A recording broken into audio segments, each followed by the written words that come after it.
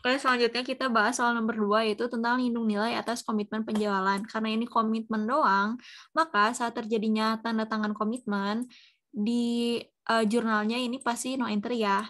Nah, kita baca dulu. Katanya ada Tuan, dia ngenandatanganin komitmen penjualan dengan yang namanya Nyonya, ngejual 200.000 ton batu bara. Nah, di sini berarti 200.000 ton masuknya ke item. Nah, jadi sebelumnya teman-teman, aku mau jelasin dulu kalau hedging ini tuh, dia ada dua transaksi, ada transaksi hedging item,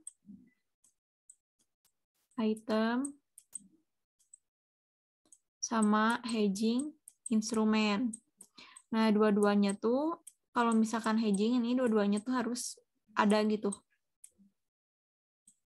Nah, misalnya kayak contoh soal ini, dia tuh mau ngejual batu bara, terus karena si harganya tuh takut naik turun ya di 3 bulan selanjutnya, makanya dia ngelindungin pakai yang namanya instrumen. Nah, instrumen itu berupa derivatif ya, derivatif contohnya ada apa aja, ada forward, future, terus swap, terus ada option. Terus udah gitu baca lagi. Nah, ini kan tanda tangan komitmen. Terus pengiriman batu baranya dalam 3 bulan. 3 bulan kemudiannya di 31 Januari. Dengan harga pasar, Tuan juga memutuskan untuk membuat kontrak serah untuk membeli 200.000 batu bara pada 31 Januari 2017 dengan harga 55,25.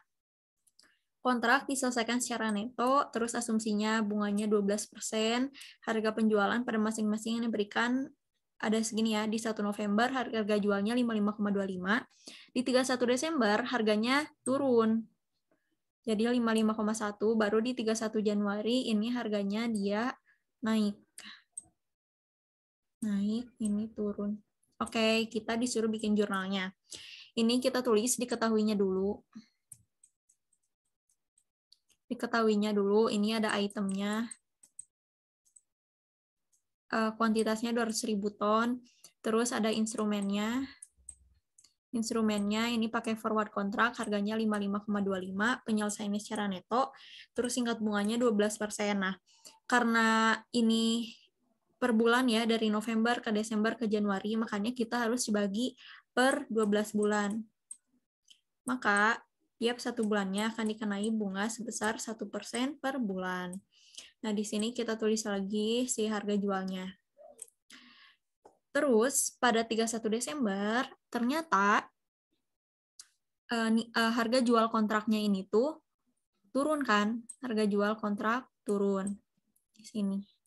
Kalau misalkan dia kontraknya turun, forward kontrak, makanya bakalan nambah yang namanya akun forward kontrak aset. Nah, kayak gini nih. Nah, kita misalkan mau jual nih, mau jual batu bara. Kalau di kontrak tuh 55,25. Nah, kalau misalkan udah kontrak, berarti pada tanggal 31 Desember nilainya tetap 55,25, pada 31 Januari nilainya tetap 55,25. Nah, udah kan kontrak tuh 1 November. Nah, selanjutnya pada 31 Desember, ternyata nilai di pasar itu tuh ada di harga 55,10, yang mana harganya tuh turun kan. Nah, karena ini kontrak penjualan, nah kita tuh bisa loh ngejual 55,25 padahal harga pasar 55,10. Berarti kita apa? Untung kan, di sini untung. Makanya akun debitnya yaitu forward kontrak aset, kayak gitu. Kebalikannya kalau misalkan harganya naik, jadi sebenarnya kalau misalkan kita nggak ngelakuin kontrak, harganya tuh bisa loh 55,5, tapi kita tuh tetap gitu, ngejualnya 55,25 karena udah terikat kontrak. Makanya bakal nyatet yang namanya loss.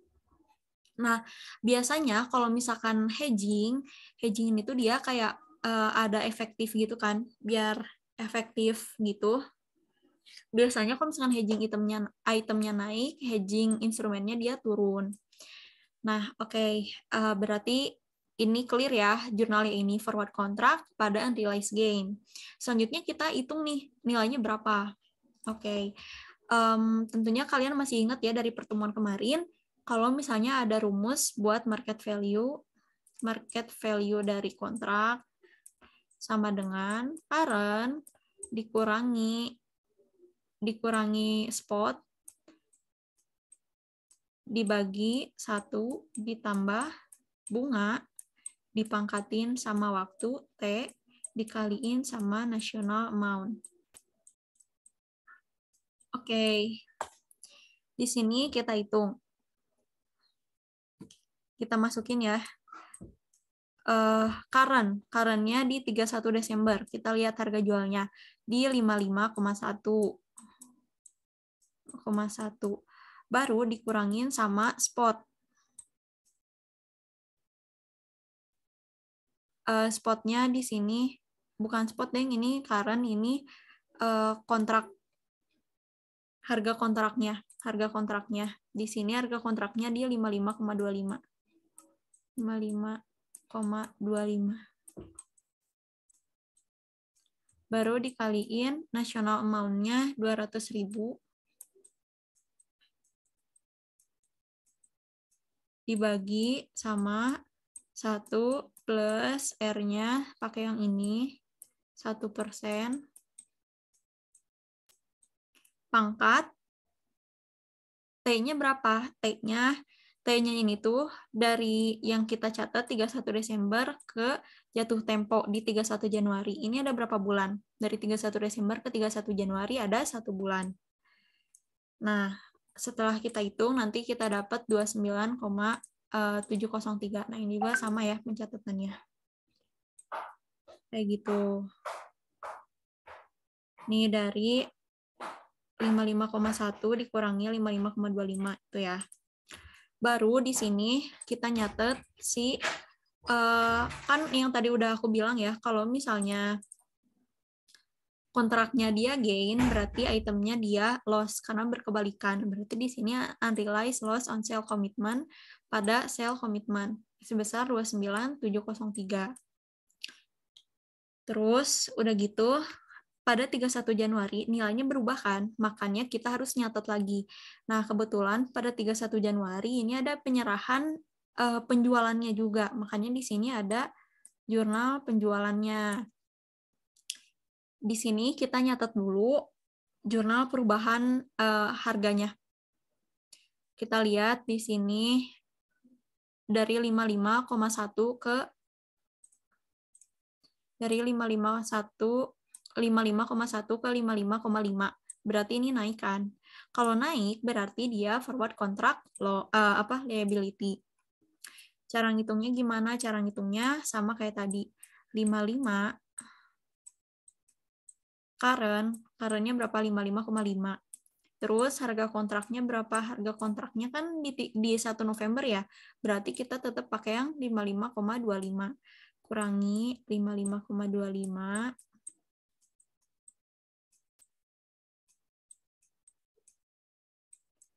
dibagi 1 ditambah R-nya tetap pakai yang ini 1%. 1%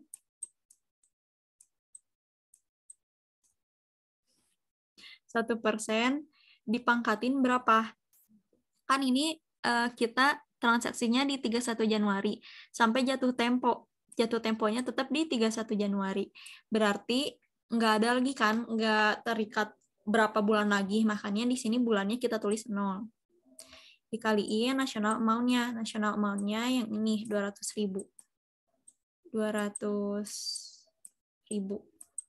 Maaf ya berantakan. Nah, di sini karena berapapun yang dipangkatkan 0, ini hasilnya 1 ya. Jadi kita tinggal kurangin aja 55,5 dikurangi 55,25 dikali 200.000. Nanti didapat sebesar sini 50.000.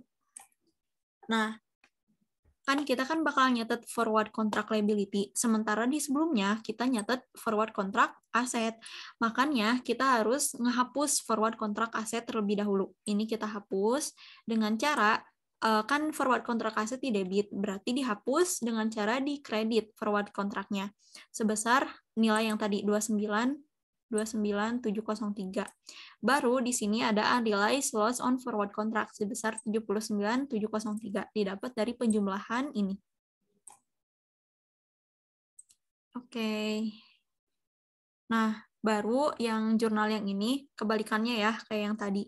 Karena di sini sales commitment-nya liability, berarti kita munculin sales commitment-nya aset. Nanti di sini unrealized loss on sales commitment. Nah, tadi kan yang aku bilang, kenapa kan kalau misalkan di sini gain, di sini loss.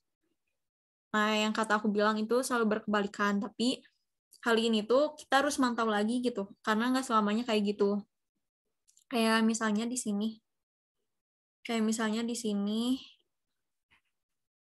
Kalau misalnya dia sales commitment, kalau misalnya dia di sini sales commitment-nya aset, berarti di sininya tetap loss ya, kayak gitu. Hapus. Baru ini kita masuk ke jurnal penjualannya. Jurnal penjualannya di sini dia nerima cash pada sales sebesar 11.100.000. Didapat dari harga yang terakhir, harga jual 55,5 dikaliin sama 200.000 tonnya, 11.100.000. Baru di sini kita tutup forward kontraknya. Nah, forward kontraknya yang terakhir di sini, di 50.000. Kita tutup 50.000 pada cash. Terus kita tutup juga sales commitment yang asetnya. Nilainya sama 50.000. Nah, jadi kalau misalkan kita totalin, total cash-nya berapa? Total cash-nya yaitu 11.100.000 dikurangin sama 50.000. Nah, ini tuh bakalan sama kayak nilai kontraknya kita kaliin sama kuantitasnya. Nah, ini tuh kalau misalkan udah sama berarti itu benar ya. Baru kita lanjut ke soal 3, yaitu soal terkait lindung nilai wajar.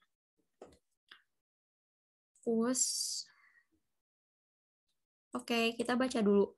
Pathai Corporation membeli 200.000 pon tembaga pada 1 September dengan harga $2 per pon. Untuk melindungi nilai tembaga, pada 1 Oktober 2016, Pathai menandatangani kontrak serah forward untuk menjual 200.000 pon pada tanggal 31 Januari 2017 dengan harga 2,3 per pon. Kontrak diselesaikan secara neto, bunganya 12%, harga penjualan di 1 Oktober ini 1,8, 31 Desember 2,8, 31 Januari 2,5. Kita diminta buat bikin jurnalnya. Oke.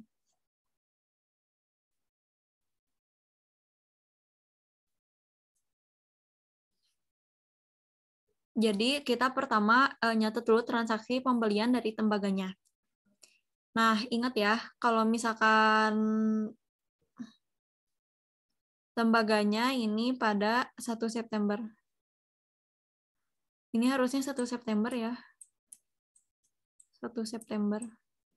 Karena buat itemnya ini baru masuk ke 1 September. Sedangkan kalau yang si kontraknya kan itu ada di 1 Oktober ya. Kalau misalkan si itemnya dia beli pada 1 September. Oke. Jadi di 1 September dia kan beli seharga 200.000. Oh iya. 200.000. Baru dijual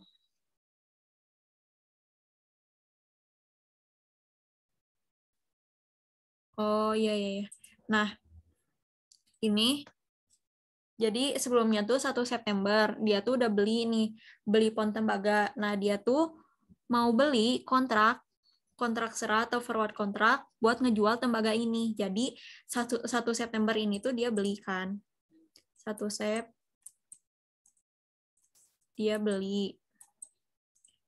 Nah, transaksi dari 1 Oktober sampai 31 Januari ini dia bikin kontrak jual. Oke, kita masuk ya. Berarti di 1 Oktober, kita langsung aja masuk ke 1 Oktober.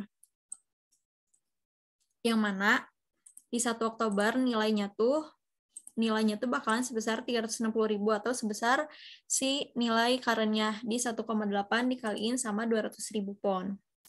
Terus karena udah ada penjualan, ini harusnya transaksi penjualan.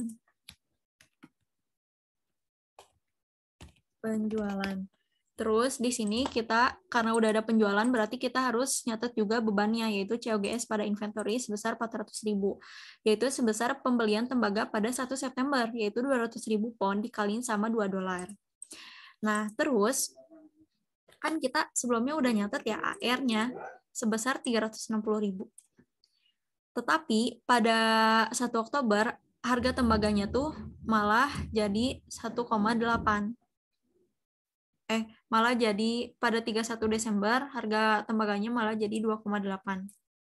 Nah, makanya di sini kita bakalan nyatet yang namanya exchange gain or loss. Berapa?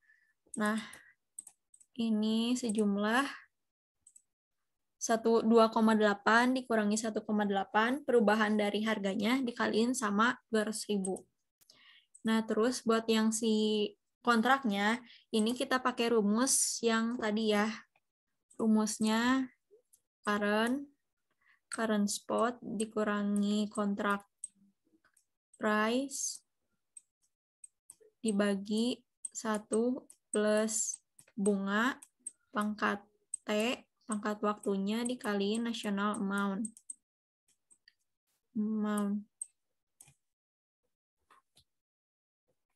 Nah, di sini berarti berapa?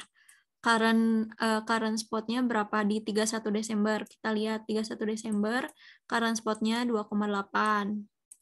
2,8 dikurangi sama harga kontraknya. Harga kontraknya sini harusnya 2,3 ya. Nah, harga kontraknya yaitu 2,3. 2,3 dari mana? Dari sini ya. Jadi kita terus ngepisahin dulu yang mana item, yang mana yang instrumen.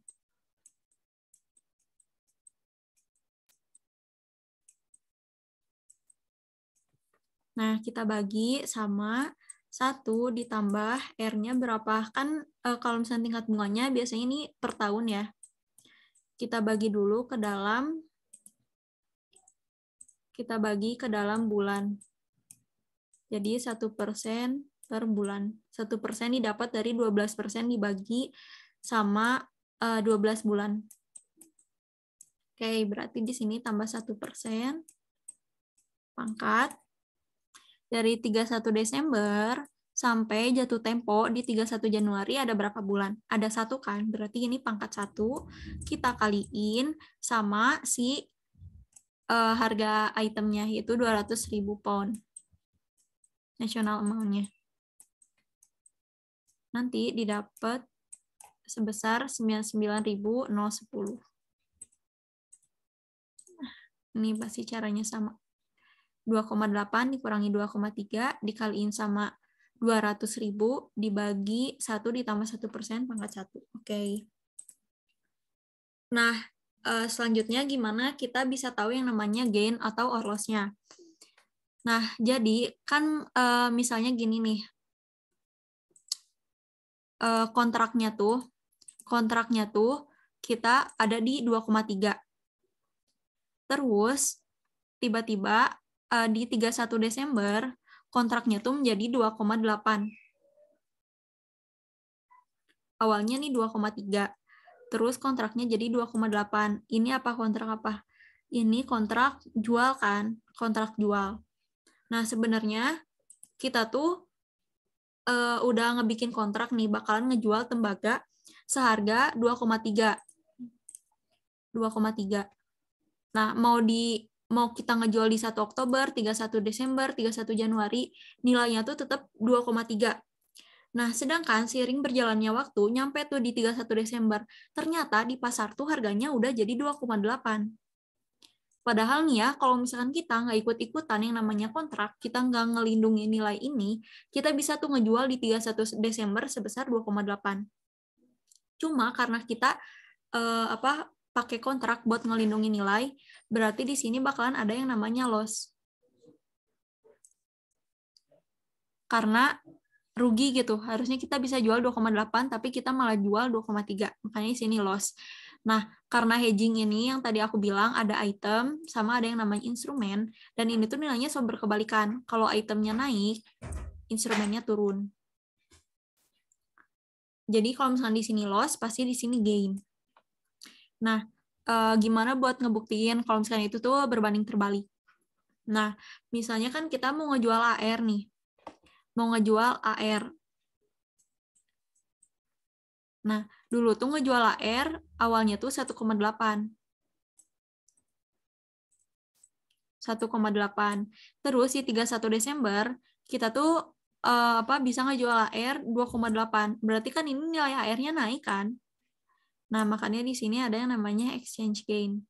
Jadi sebenarnya yang dikontrak tuh kan si forward kontraknya kan. Kalau misalkan si AR-nya ini tuh dia nilainya emang berubah gitu. Jadi dari 1,8 bisa dijual jadi 2,8, makanya dia ngakuin yang namanya gain. Oke, selanjutnya di 31 Januari saat pelunasan dia bakalan nilainya turun kan jadi 2,5. Nah, kita hitung lagi. Di sini sama dengan 2,5 dikurangi 2,3. Ingat ya, current-nya di 31 Januari 2,5 dikurangi harga kontraknya 2,3 dibagi 1 ditambah 1% dipangkatin dari 31 Januari ke jatuh temponya 31 Januari, itu ada berapa bulan? 0 bulan, dikaliin sama 200.000 pound. Karena berapapun yang dipangkatin 0, itu nilainya 1, berarti kita tinggal hitung aja 2,5 dikurangi 2,3 dikali 200.000, yaitu sebesar 40.000. Bentar ya, 40.000.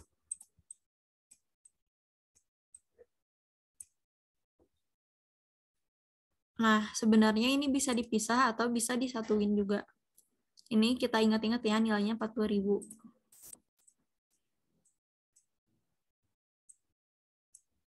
Nah, jurnalnya tuh sebenarnya kita bisa di sini. Karena di sini dari 2,8 ke 2,5, dari 2,3 ke 2,5, berarti ini gain. Jadi kan forward kontrak pada exchange gain sebesar 40.000.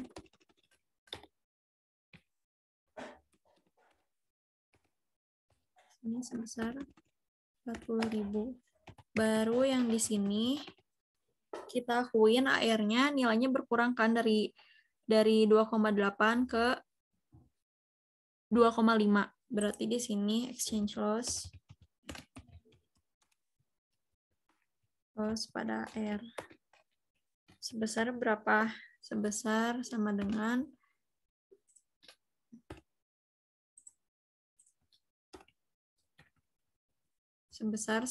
harga yang sekarang. Aku pakai ABS. Ini dikurangi ini dikaliin sama 200.000. 60.000 ya. Nah, udah kayak gini, kita baru nyatet cash-nya. Cash atas AR sama dengan, kita hitung AR-nya 360.000 ditambah 200.000 dikurangi 60.000 sama dengan ini. Terus kita juga nyatet buat nutup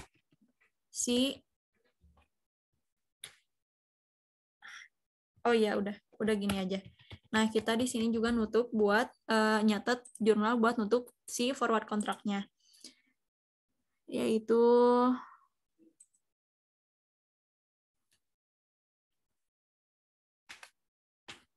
Di sini kita tutup dulu forward contract.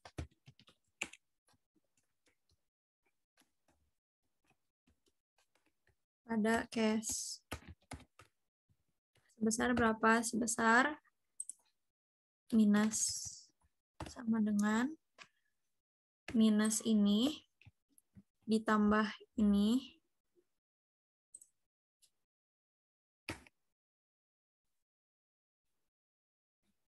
Oh ya, forward kontraknya sebesar ini ya. Terus ini cash yang didapatnya sebesar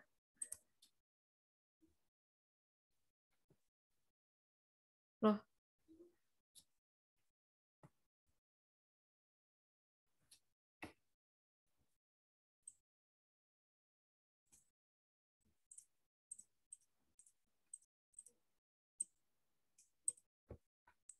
Forward kontrak yang ditutup sama dengan ini dikurangi ini ya. Kan ini saldo awalnya dikredit, lebih banyak dikredit kan, 99 sama 40.000. Berarti kita tutup dengan cara mendebitkan forward kontrak. Nah, cash-nya juga sebesar nilai yang sama. Nah, ini nilainya sama ya, 50. Forward kontraknya 9901. Ini cash-nya kenapa gini? Nah, ini salah. Karena cash-nya itu, cash yang diterima, total cash yang diterima harusnya sebesar 500.000 dikurangi 59.090. Ini kita cek.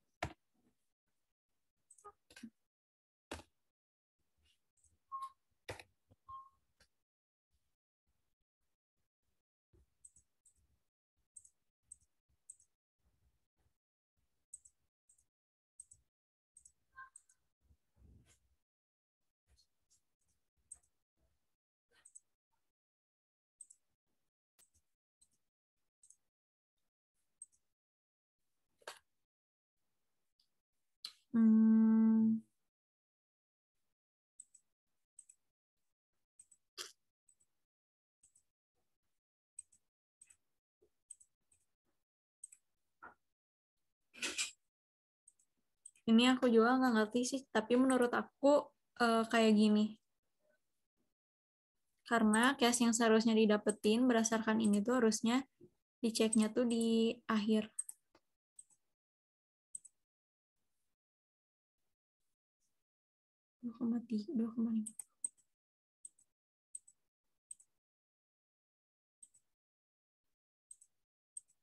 Oke, mungkin teman-teman sekian dulu dari aku.